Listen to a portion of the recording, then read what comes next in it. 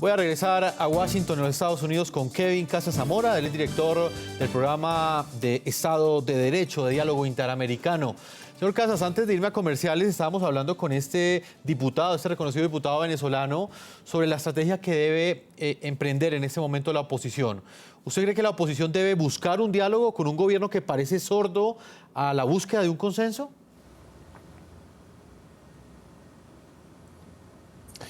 Tiene que. Si le preocupa la suerte del país, siendo que el país en este momento es un paciente en un estado absolutamente crítico, que está en cuidados intensivos, tiene que buscar un diálogo, ojalá encontrando algunos actores moderados dentro del oficialismo, y tiene que movilizar apoyos internacionales, y eso es clave. Mire, estamos en presencia de un gobierno que no regala espacios políticos. La oposición fue muy exitosa movilizando apoyos internacionales, primero para obligar al presidente Maduro y a las autoridades venezolanas a fijar la fecha de una elección, porque eso fue una duda durante mucho tiempo. Luego fue muy exitosa movilizando apoyos internacionales para garantizar la transparencia en el recuento de los votos. Y ahora va a tener que movilizar apoyos internacionales para que pongan presión sobre el presidente Maduro para que acceda a participar y a convocar, de hecho, un diálogo que sea capaz de generar un acuerdo que salve al país del colapso. Yo creo que eso es una parte fundamental de lo que le toca hacer a la oposición. Señor Javier Elaje nos está acompañando también en nuestros estudios de NTN 24 en Nueva York. Usted, como director jurídico internacional de Human Rights Foundation, ¿usted cree posible que en este momento se dé un diálogo entre oposición y oficialismo? Y se lo pregunto teniendo en cuenta no solo la reunión que mañana va a sostener la oposición para definir su agenda legislativa, la que tendrá desde el próximo 5 de enero, sino también teniendo en cuenta esas declaraciones tan desafiantes de Nicolás Maduro de las últimas horas. Yo creo que la oposición va a tener un trabajo duro en la Asamblea Nacional, pero a la vez como una oposición democrática, como una concertación democrática, como una unidad de toda la fuerza de democracia del país, tiene que ser firme en llevar a Venezuela, en la medida de sus posibilidades, hacia una transición a la democracia plena, como la hubo bajo el Chile de Pinochet. Si bien obviamente Venezuela nunca fue una dictadura completa, siempre se mantuvo como un autoritarismo competitivo, donde todavía habían elecciones que no son ni libres ni justas, pero donde la oposición puede participar, a diferencia del Chile de Pinochet, donde no participaba la oposición hasta recién en ese plebiscito. Tiene que tener esa misma claridad de que su agenda tiene que ser democrática. Entonces, aspectos importantes de esa agenda tienen que ser la ley de amnistía, con la cual se liberen a todos los presos políticos, especialmente a los líderes de todo ese pueblo venezolano que ha estado opuesto al autoritarismo del chavismo, y entre ellos, por ejemplo, Leopoldo López, prisionero de conciencia, Antonio Ledesma, los procesos abiertos contra María Corina Machado, todos esos se tienen que anular, y eso se puede lograr con una ley de amnistía impulsada por la Asamblea Nacional. Y en otros aspectos, como los aspectos económicos, a través de decretos, leyes y otros instrumentos jurídicos de esa Asamblea Chavista, es que se dieron leyes como la famosa ley para el control de las ganancias, los costos y los precios y la defensa de la familia venezolana, que lo que esa ley hizo fue, por capricho del gobierno, se impusieron precios mínimos para la mayoría de los productos de la canasta familiar del día a día, del consumo diario, y lo que eso provocó es todo el desabastecimiento atroz que padece el pueblo venezolano desde hace ya más de un año, de 2 años de hecho, y que lo sufre principalmente la gente más pobre de ese país. Esas son medidas que las puede revertir con claridad y una agenda democrática y en favor de los derechos individuales la nueva Asamblea Nacional. Señor Javier Elaje, al comienzo del programa hablábamos de una declaración en específico donde Nicolás Maduro dijo que esa crisis política que, según él, va a desencadenar el triunfo de la oposición o esas mayorías que logró la disidencia en la Asamblea venezolana, va a desencadenar una crisis en toda la región, va a afectar a toda la región del continente americano. ¿Usted qué opina de esas declaraciones?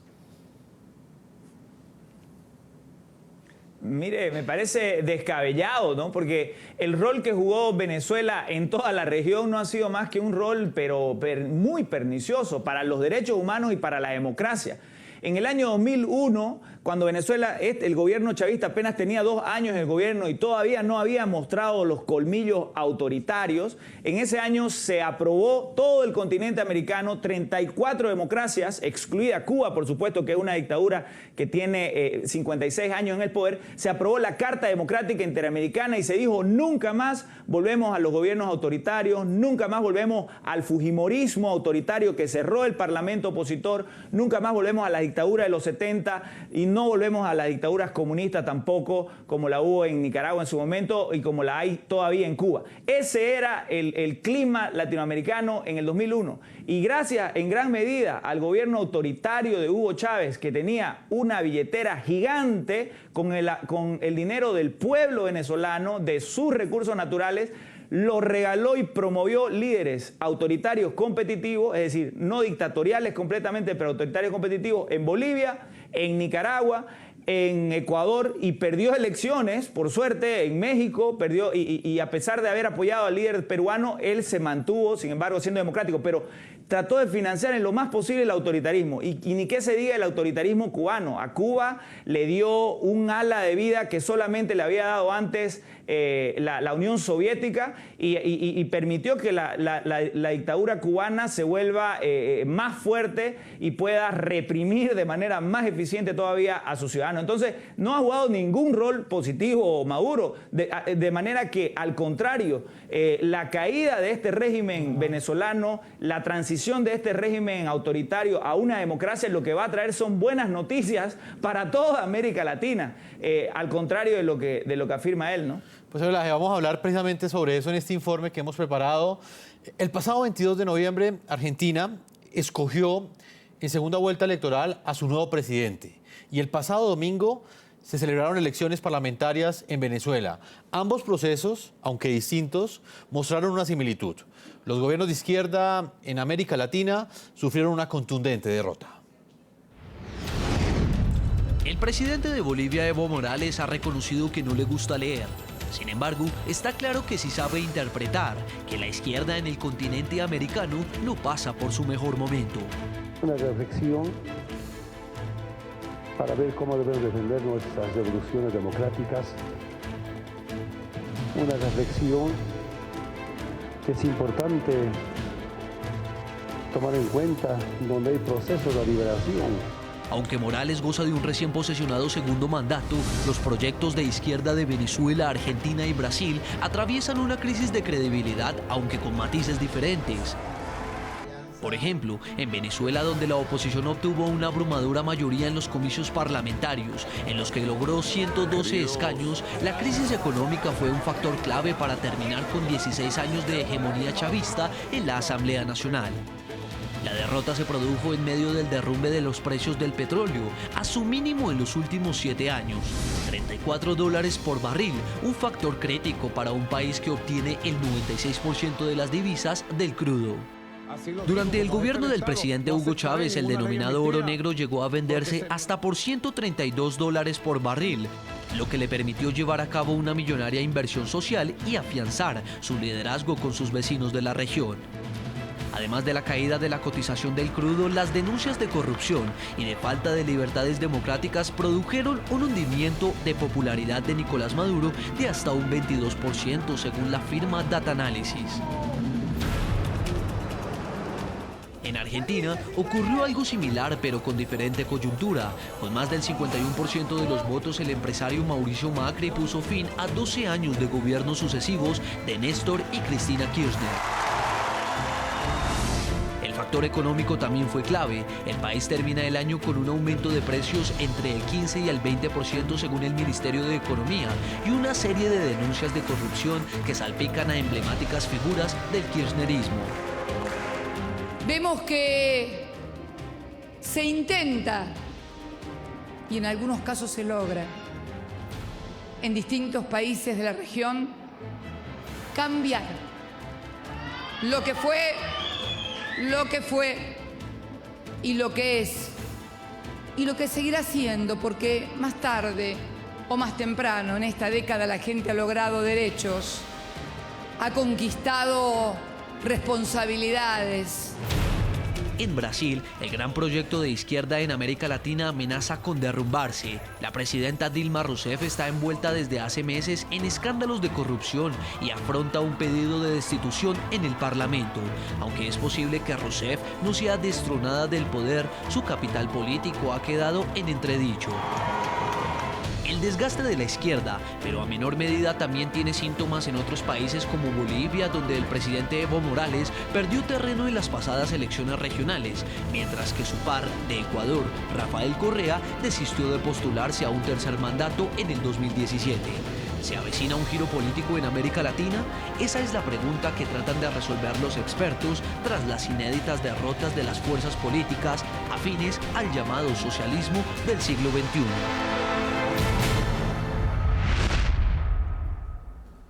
Vamos a nuestros estudios en Washington con Kevin Casas Zamora, director del programa Estado de Derecho de Diálogo Interamericano. Fue secretario de Asuntos Políticos de la Organización de Estados Americanos. Señor Kevin, ¿estamos asistiendo al declive del socialismo del siglo XXI en América Latina?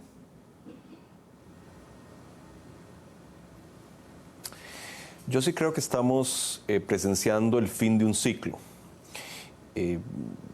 Creo que lo que está pasando es simplemente que muchos de los gobiernos que están en el poder en este momento, sobre todo en Sudamérica, son gobiernos de izquierda. Y en una coyuntura en la que hay una desaceleración económica muy notable y en una coyuntura en la que esos gobiernos tienen ya mucho tiempo en el poder y en consecuencia están acumulando un desgaste político considerable, la gente está cambiando su voto. La gente está cambiando su voto, eso es simplemente lo que está pasando. Ahora, yo no creo tampoco en las interpretaciones estas fáciles de que simplemente lo que va a pasar es que la derecha va a volver al poder. Me parece que el tema es mucho más complicado. En algunos lugares era así, en otros no. Yo creo, de todas maneras, que quien quiera que gane elecciones en este momento se va a encontrar con una agenda política que ha cambiado en la región. Me parece que hay una mucha mayor preocupación en la región por los temas de desigualdad y pobreza que lo que había hace década y media. Creo que en ese sentido los gobiernos de izquierda en la región han cambiado la agenda política y creo que más allá de si permanecen o no permanecen en el poder, su legado más duradero va a ser haber movido de alguna manera la agenda política en el sentido de darle un mayor relieve a los temas sociales. Entonces uno ve, por ejemplo, en el caso de Mauricio Macri, que sus propuestas han sido eminentemente moderadas y siempre con un ojo en la importancia de las políticas sociales, que como digo, creo que es el legado más importante del gobierno, de los gobiernos de izquierda en la región. Señor Elaje, ¿cuál es su opinión? ¿Asistimos al fin del socialismo del siglo XXI en el continente americano? Mire, el socialismo del siglo XXI es el ala autoritaria de la izquierda latinoamericana. Hay gobiernos de izquierda decentes que gobiernan democráticamente, como el gobierno de Brasil y el gobierno de Argentina en gran medida, a pesar de que mantenía amistades muy cercanas con Cuba y a pesar de que tuvo una guerra muy clara contra el medio de comunicación más grande de Argentina, contra el Clarín, también se ensañó con el periodista La Nata. Es decir, si bien no eran amigos de la libertad de prensa, tampoco cerraban canales de televisión de una, tampoco cerraron periódicos de una, tampoco tomaron el poder judicial como se hizo en Venezuela. Entonces, Argentina, en su momento el Frente Farabundo en Centroamérica, Brasil sin duda, Chile, una izquierda democrática. Esos son ejemplos que tienen que verse distintos a la izquierda autoritaria comandada por Fidel Castro y su hermano Raúl Castro, una dinastía vergonzosa de 5 décadas sin una sola elección democrática, por Venezuela, alumno de Fidel Castro, que casi lleva a ese país democrático a una dictadura totalitaria y que por suerte ahora pareciera que se ve el principio del fin de ese proyecto autoritario. Y como ya dije, Ecuador, Bolivia y Nicaragua, cuyos gobernantes activamente enjuiciaron a los principales miembros de la oposición, tomaron los canales los principales canales de televisión a través de agentes o directamente los cerraron o los tienen amordazados, como en Ecuador.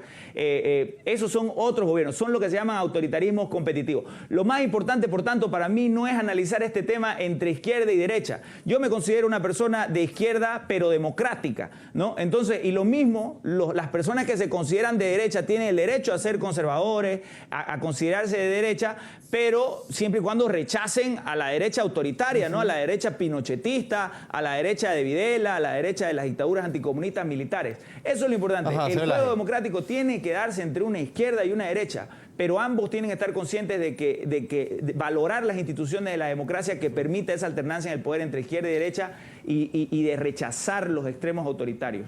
Vamos a hacer una segunda pausa a comerciales, no sin antes leer la pregunta que les planteamos hoy a través de las cuentas de Twitter que aparecen ahí, en la parte inferior de nuestra pantalla. Nicolás Maduro primero aceptó los resultados electorales que le dieron el triunfo a la oposición y ahora amenaza con encabezar una revolución radical socialista.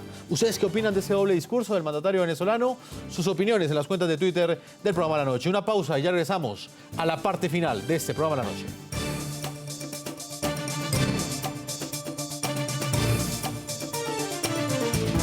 Ya regresamos con La Noche.